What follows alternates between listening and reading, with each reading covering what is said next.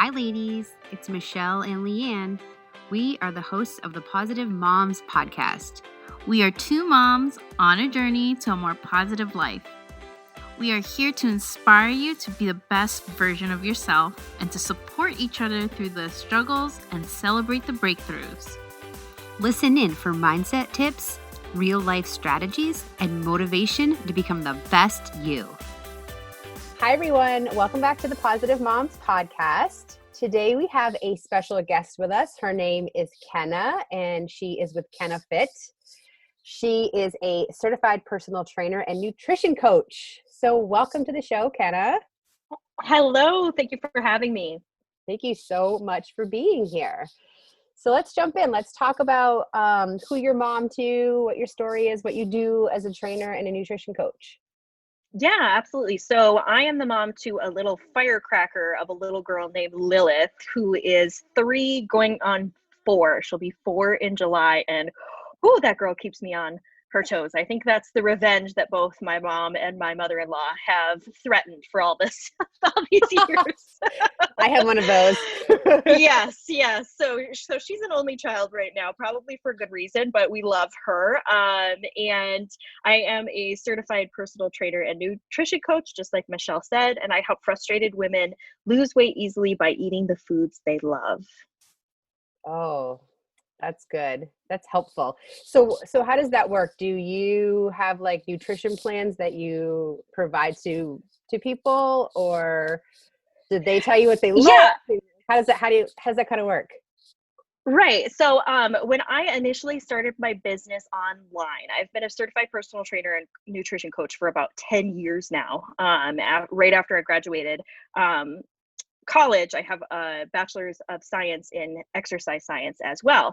And I was working in person with all these clients, and that was kind of the plan to continue until that strip on that pregnancy test said that I was pregnant. And I don't know if you're familiar too much with personal trainer lifestyle, but you basically work when other people don't. So it's a lot of early mornings, it's a lot of afternoons, and it's a lot of late evenings. And at the time that we had my daughter, my husband was active duty in the Army. So he didn't really have any flexibility with his schedule whatsoever. So that's when I decided to make the decision to become a stay-at-home mom. But I find so much joy in working specifically with women and helping them get past their frustrations with weight loss that I wanted to continue working with my clients. So when I started Kennafit back in the day, it's a little bit older than my daughter is. So I'll have my Kennafit 4th birthday coming up soon as well. I was doing a lot of sessions, like so writing them at home workout programs or in the gym workout programs and customized meal plans and all this kind of stuff. I changed that once I started struggling with my own weight loss and my methods kind of changed.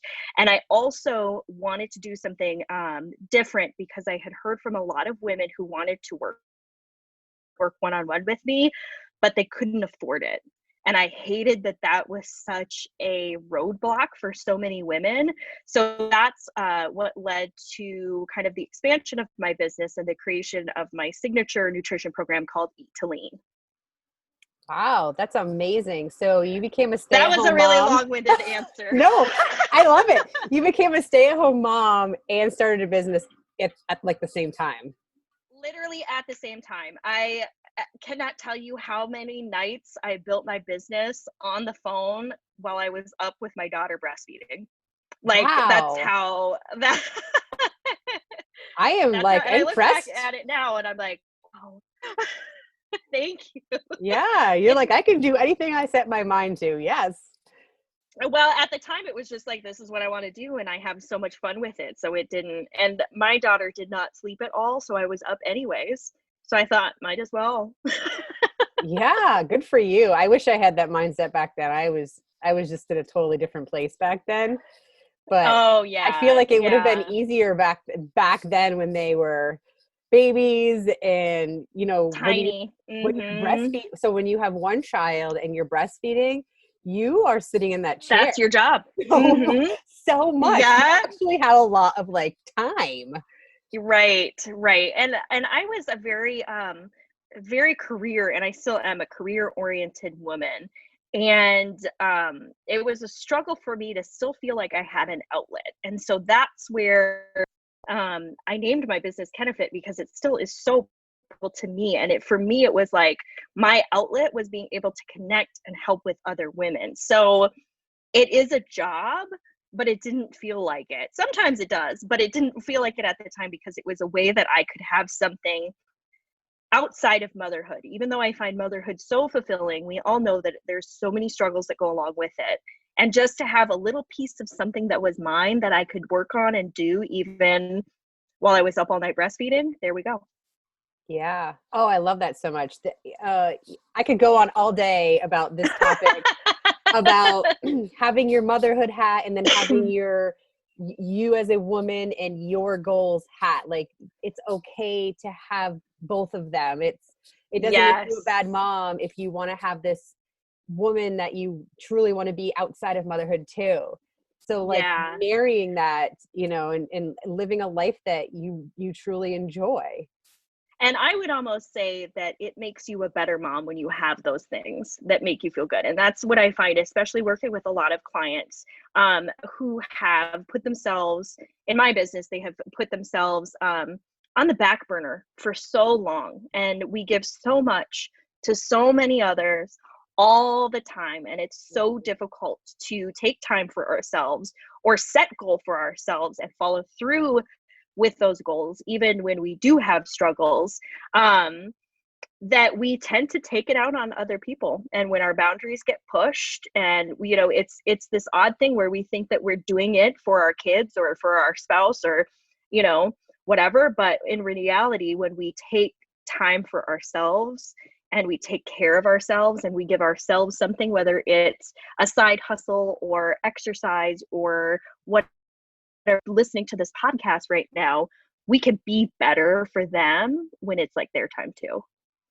Yeah, because you get burned out, right? And then you just keep serving and serving and serving, but you're burnt out and no one's enjoying your service probably, right? Because you're so burned out from it that you're just doing it and going through the motions, and you probably have like maybe a little bit of a negativity around it because you've just pushed so hard for so long and because you didn't take time for yourself. Yeah. And for me, the only person that was doing that to myself was me. It wasn't like my husband was asking me to do all the stuff around the house all the time, or it wasn't like I couldn't take 30 minutes to exercise or go for a walk or whatever. I was doing it to myself. Oh yeah. So was I. And the crazy thing is it was like the minute I like flipped the switch and I was like, I'm going to take a bath. He was like, okay. And I'm like, I'm going to go work out. He was like, okay. And I'm like, why? For 5 years, why did I feel like I couldn't do that? So interesting. Yeah. And I find so much too that with my clients, they're like one step that I oftentimes have to walk women through is just having a conversation. Like I hear from a lot of women that, their spouses aren't supportive, or they're not sure about starting something new because they've done so many programs in the past and this kind of stuff. But oftentimes when you just have the conversation of, hey, honey, like, these are my goals. I would like to lose weight or fit in these jeans or whatever. And this is what I'm going to start doing. I'm going to start eating healthier. So I need us to, I need your help cooking so we don't do takeout every night, or, those kind of things that usually spouses are like, okay, that's fine. Like, I'm cool with that. And they support us along the way too. So it's an interesting position we put ourselves in. Yeah. I think a lot of it is us assuming that they're not going to be accepting of it. And it's crazy that we think that way, and we put this pressure on ourselves to do it all, even though they're not necessarily expecting that. It's like definitely comes from within us. Like, I think it's just a thing. It's just how we're built. It's how we're made. Because we can multitask like crazy, right? Yeah, because we're bad at. But right, we don't always want to be. We just sometimes want to still. And this is one of my favorite things that I tell myself often, and I've had to tell a lot of my clients and a lot of the women I work with, is just because we can do something doesn't mean we should. So just because we can do it all doesn't necessarily mean that we should. Right. Especially if by not doing it all, we can carve out some time for ourselves. I mean, that's golden. It's priceless. You know Yes. exactly what it is. Yeah. So what is your advice to women who are feeling that way now, that they maybe haven't taken that step to take care of themselves yet? What do you suggest that they do first to set them on that journey? Yeah. Very, very first thing I would say is to release some of that pressure from yourself. And just like Michelle and I were talking about, like all this pressure that we put on ourselves to be so much for so many people, just take a breath and let some of that stuff go, which is difficult, but letting some of that pressure go by delegating some things, or just letting your own standards slide sometimes, especially like around the house stuff, to allow for more room, more time, and more of your energy to begin serving yourself more. And then from there, don't be afraid to celebrate your small wins. Like anything, and I see this so many times with the women that I work with, is that, you know, we take pressure of being everything for everyone so we can make time for ourselves to exercise and eat healthier to lose weight, but then we put so much pressure on our goals and what we're doing to get to our goals that we like basically set ourselves up for failure. So if we could just kind of relax a little bit, have the idea, set ourselves up for success with what we're doing and our time commitment to it, and then celebrate the wins along the way, that is huge. Yeah, I talk a lot about celebrating any little accomplishment that you do in the day. You know, going back to talking about how we serve everyone and do all of this stuff all day, like we don't actually take the time to sit and think about everything that we did do. Yeah. It's like, well, we always do the dishes and the laundry and pick up after the kids, but like those are accomplishments. Like you don't, you know, and who else does that, right? Like, and like if your husband were to do the same thing that you do in a day, God love them, but they would not survive. You know, they do the dishes like twice a week, once a week, twice a week, and they're like, I did the dishes. Oh, thank you. Yeah, I know. Love them, love you, honey. But love them dearly, love them dearly. Yes. Yeah, so celebrate every win, celebrate your accomplishments, take that pressure off yourself. I remember it was like one of our very first episodes, and I talked about balance, and I'm air quoting that because it's not really like a thing, but like there you can move towards more of a balance, but I mean, I don't believe in it's ever going to be like equal, but I think like you're 90% cleaning the house and 10% taking care of, like, you know what I mean? Like there's zero left for you. And so I talked about like balance and being okay with walking away from the dishes being in the sink. Yes. Or like we were just talking about how we all have laundry in the back of our video conference. Oh yeah. Being okay with the fact that it's not done, because you can sit and tell yourself over and over every day, like, oh, when the laundry's done, I'll work on me. And then it doesn't happen. You run out of time, or you run out of energy, and each day you keep pushing yourself off, and then you don't catch up. You don't take that time. Yeah. And there's something so beautiful about taking imperfect action. So like know that you're being imperfect, or like maybe lower than your standards, if that resonates with you, but taking action on other stuff anyways, and choosing to move alongside. Like, again, my background is filled with laundry, and normally I would have wanted to clean up this whole thing, but I was like, you know what? We have this time set with each other, so I'm just going to sit down, and it's imperfect action, and we're doing it anyways. And I know that that's something big that women struggle with weight loss, because they feel like they have to have, like, the stars need to align in order for everything to be perfect. So the kids need to be back in school, and they need to be at this income level, and they need to exercise from this time to this time. And if like one little small thing, like, I don't know, a global pandemic gets into that, right?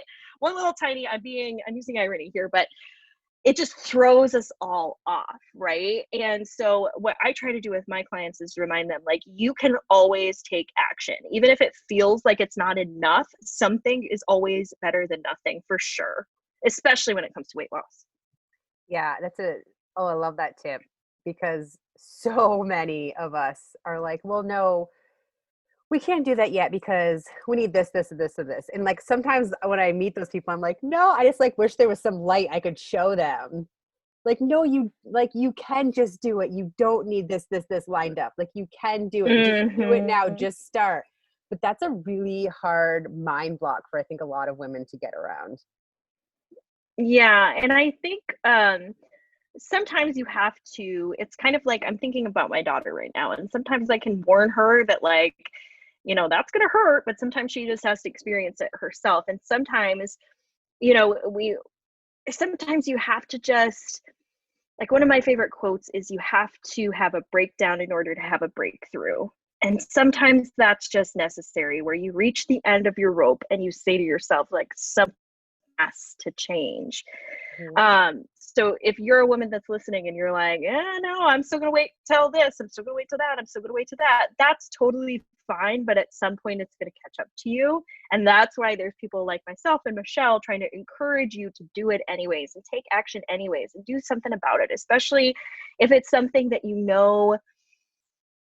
like, our health is so related to our kids' health and to their livelihoods and their longevity. And it's not necessarily just about losing the 10 pounds on the scale. It's about the quality of life that you're going to have when your kids have kids, And so, if you can find a way to inspire yourself to move towards that, great. But sometimes you just need to have a breakdown to have a breakthrough. Oh yeah, I definitely have lived that life.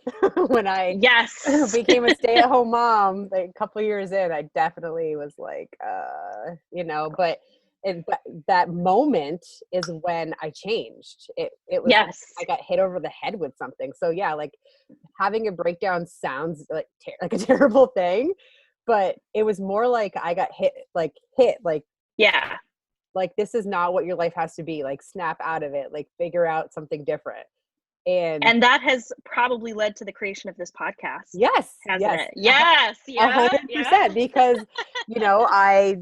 I dove into personal development and figuring out how to change my mindset from, like, the negative, like, just the natural negative stories I kept, like, replaying in my mind, to, like, switching those to the positive, and, like, how literally that alone changed my days from, like, to more enjoyable.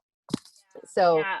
that's exactly what we started this podcast to share, what to other moms who haven't quite gotten there yet. Yeah, I love that. And I love hearing other people's stories, because mine is something similar. So I had never struggled with weight my entire life, really. I was chubby when I was in middle school, but it was like, you get to high school, you lose a little weight, you're fine. I got into exercise and personal training because I was into athletics.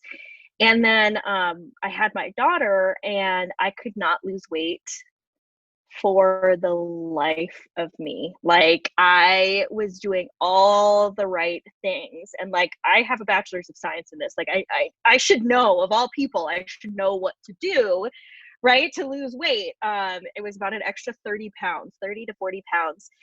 And I couldn't, and I was trying to be the person, new mom, who was working with clients, so building a business and trying to maintain a home, and do all these things. And then on top of that, exercise like crazy. I was exercising like at least an hour a day, at least 6 days a week, sometimes more, and dieting like crazy. So trying to do all the things that I've heard from every single person, between counting calories, counting macros, going low carb, going keto, doing intermittent fasting, a combination of all like so much stuff. And I was still struggling. And my breakdown was one night, I just couldn't do it anymore. And I was like, I just can't. I felt confused about what I was supposed to eat. I felt so uncomfortable in my body. I felt so frustrated that I couldn't do it, and that it was so hard, and that I just thought like, this is how it's going to be forever. Like, why am I even trying anymore? And then I took a breath and I thought, there's got to be a different way. Like, there just has to be. And I like kind of gave myself a pep talk of, you are a smart, educated woman. There's got to be a better way. And if there isn't, because I was trying everything, dang it, you're going to be the person to find it. And I truly believe that that struggle is what helped kind of really push my motivation into research about nutrition and metabolism and women specifically, and everything that we try to juggle and how we can find that perfect balance for ourselves, even if like, okay, balance in real life, not so great, but balance with weight loss and your nutrition, that's possible. And that you don't have to eat diet foods like plain baked chicken all the time just to lose weight, you know, but you also don't have to give up on everything either. And so I started changing the way that I was doing things, and I lost the 30 pounds without feeling like I was doing anything. Like, just, wow. It was like, pardon the pun, but it was like a cakewalk. Like, it was so great. And I thought, well, if I can do it, I wonder if this would work with my clients. And so I started my clients on the strategy of eating, and they started seeing results. And I was like, God, there's something to this. So that's kind of, again, there's that breakdown story, but I love hearing about the breakthroughs too, because I wouldn't be here if I didn't have it myself. Yeah, that's amazing. And now look at what you're providing to other women and your clients. So that's awesome. And part of you guys too. I love it. Oh, thanks. Part of it too is probably, I know this has been a challenge for me in like weight loss journeys, is the stress that you're putting on yourself, right? So when your body completely. is high stress, you're not going to lose the weight. It's just how it works, you know, like so once you kind of take that breath and let that go, and it, you know, like for me, I actually changed my thought process around losing weight to just be like, I just want to be healthy. I want the benefit of losing weight, but I want to be healthy. So I try to choose the better foods and do the exercise, but I don't like get on the scale every day. I take that pressure off, and I just feel like I don't feel like it's so hard anymore. And it's not, you know, I don't feel like I'm up against a wall because the scale's not going down, because I am getting stronger and I can feel that. And that's like more important to me than. I love that. And yeah, I love it when women are able to connect with a broader vision of what they want for themselves, because at one point your motivation will lower. It will fall, it will slip. Even if you start off so motivated, like that's just natural. It comes in waves. And when you just rely on, you know, like a scale goal, for example, that's just not going to be enough to get your butt off the couch or get you out of bed or whatever. But when you have something that it pulls at your heartstrings and you're like, no, this is why I need to do this. And very similar with myself and with the women that I work with, it's our kids and our health and our long-term health. And of course we want to feel better now, but we also want to feel good 30, 40, 50 years from now too. Oh yeah. Yeah. 100%. But I just think it's like taking that pressure, that stress off. I mean, and it could be applied to anything, right? It's taking that pressure off yourself is how you're going to move forward. So I think it's hard for us to like comprehend that, like take the pressure off and move forward. But like, that's really what you have to do. Yeah. And I think there's so much power in just trying to see things in just a different way. So for me personally, I was addicted to the scale, especially during my own weight loss struggles, until I heard this put by someone else, that the scale is just data. That's all it is. It's just data. It doesn't define who you are. It doesn't say if you are a good person or not. It doesn't tell you if you are worthy or not. It doesn't tell you if you're a good mom or a bad mom, a good wife or a bad wife. It is just data and a number. And once I heard that, I was like, oh, like that takes the emotion out of it, you know, so I could see that data without putting my worthiness into it. Yeah, I love that analogy, because how many women actually put their worth into what that data tells them?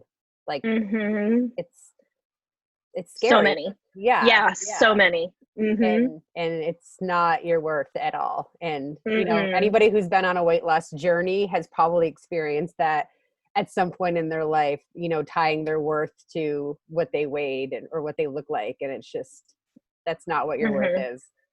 Yeah, completely. I think that a lot of times women do that with our diets too. Like, I